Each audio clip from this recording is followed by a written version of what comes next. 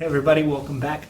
Today we're going to start off another episode of our Stay Well series, and we'll be focusing on being happy, right?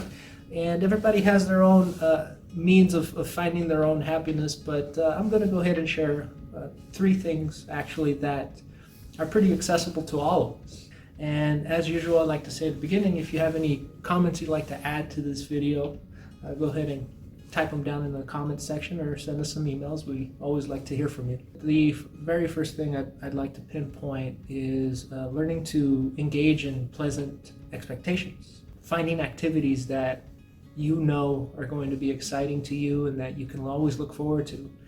Some of those things are, can be reading that one book you've always been meaning to read, but never really gotten a chance to. Looking to cooking a nice meal for yourself or for a loved one also tends to be one of my favorite things to do. And I think for a lot of us right now, we're trying to find new ways of using our time.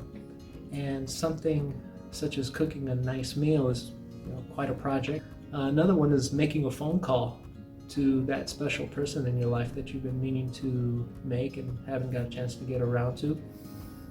That can be huge with things like Zoom and other means of group chat. I highly encourage you to use those. Second thing I'd like to pinpoint is getting a good night's sleep. And that's very important. Babies are not the only ones that need a sleep routine. I think all of us do. Separating yourself from electronics. I've had to do that. I've had to take my cell phone and put it in the other room with the alarm on, of course, so I can hear it. It's at least 6 feet away from me nonetheless. Getting your room as dark as possible is another one. That really does help with melatonin production at night as you sleep.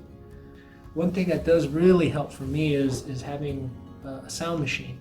And the one that I found brings me the best sleep is a box fan that I have hooked up close to my bed, believe it or not, and just that consistent whirring sound just lulls me to sleep and I have no problems with it.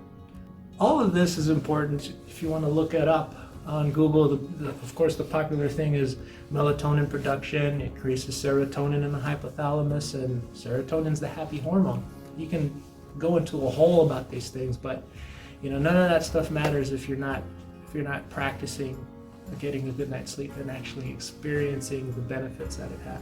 And the third and final thing I'd like to share is finding reasons to say thank you.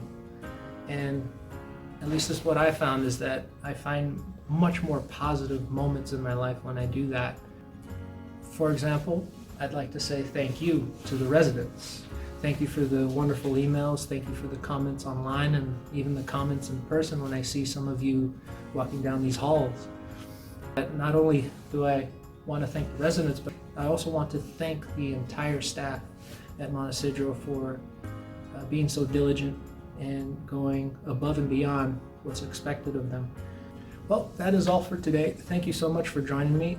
I very much would like to hear what you have to say about these things. If you have some points you would like to share about being happy, go ahead and share them in the comments or send us a couple of emails. Maybe we'll get some ideas for our next video.